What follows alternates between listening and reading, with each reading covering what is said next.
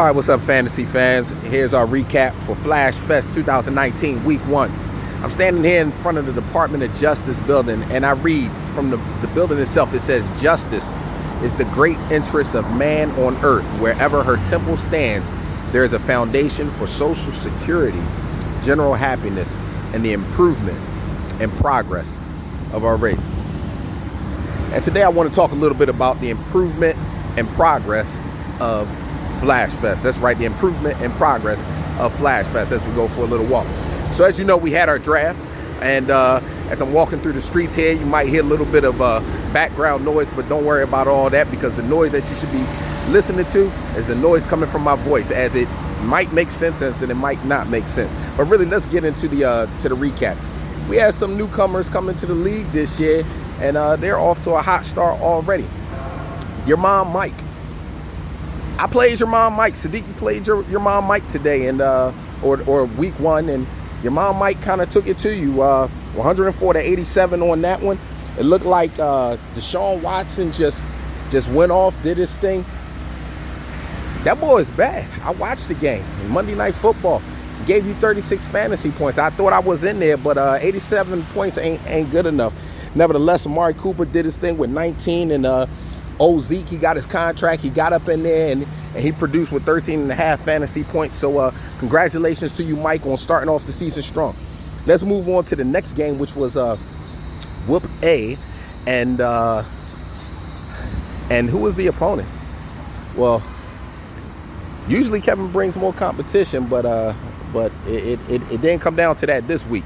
So Chris, he brought out the whooping paddle, the baseball bat, the belt, the strap, the twitch. I mean, you name it, and the switch. He brought it to Kevin this week. Went ahead and took it to him without any problem. Defense gave him 27 fantasy points. Who knew Minnesota Vikings was gonna hold it down? Yeah, they all right, but I wasn't expecting all that. So kudos to you, Chris. Way to get Cook in there with 26 fantasy points and some help from the rest of your squad.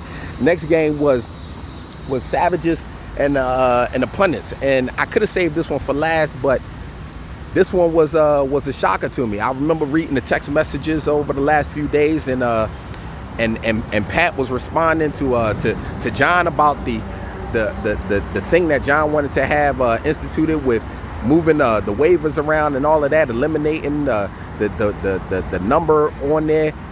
And Pat said, and I quote, "It sucks to be you." Well, Pat, I throw it right back at you after playing Kima. It sucks to be you. You lost by over 100 points to old New York Giants fan, man. How does that feel? No, I'm giving you some time to respond. How does that feel? Talk to your monitor. Did you respond yet? I can't see your lips moving. Anyway, Pat, I expect you to bounce back. Good job to you, Kima. I mean, you got a little squad going on over there. Watkins giving you 45 and a half. Mahomes, we knew Mahomes was going to do something with 40 fantasy points, but man, you just really, we got to be concerned about you. You look like you might have a juggernaut of a squad. Anyway, moving on. Next was No Chance. No Chance. Mike took on Firefly Funhouse. Marcus, I have no idea what that means, and neither did the players on your team, obviously, because they might have had fun if you can have fun losing, and that's what your team did. Marcus, you're going to have to bounce back in week 2. Good job to you. Mike got Carson Wentz bouncing back for you in the second half against the Redskins. That gave you 37 fantasy points, and I know that's what you like. Let me tune back over here so you can get this American flag in the background, especially since it's September 11th. Quick moment of silence.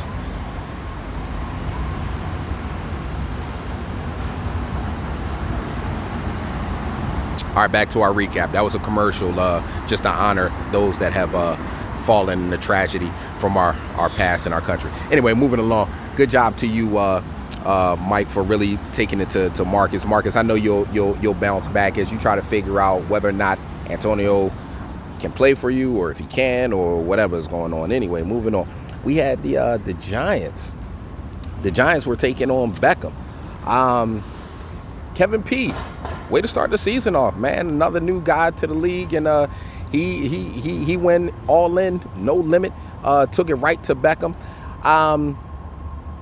Juan, I don't know if you knew what time it was, because your receiver Odell certainly didn't. So you're going to have to figure out what you're going to do in the next weeks to come. But you're always in there, man, so I'm not worried about that. Phillip Rivers gave Kev 33 points, and then he had Henry in the backfield giving him 30.5. So, I mean, you know, that's a solid output. Balanced scoring for Kevin. And then finally, in the week, it was John against another new guy. And Logan wasn't playing either. Lamar Jackson, a lot of people was faking on him, calling him just a running back. Nah, he showed that he could throw that ball out, man. Baltimore punished Miami, and in that punishment, he gave your name here, Mr. Logan. He gave Mr. Lamar Jackson 49 fantasy points, man. That was tough all by itself. So way to do it, man. Jets defense, 27 fantasy points, and then your keeper gave you over 20 fantasy points, man. So way to hold it down, Logan. We're going to see what happens in week 2, guys. Great start to the season so far in week 1. And for all of y'all that lost, and I'm really staring at myself, literally, while recording this video, staring at myself, talking to the first guy that lost, y'all going to have to bounce back in week 2. Catch y'all.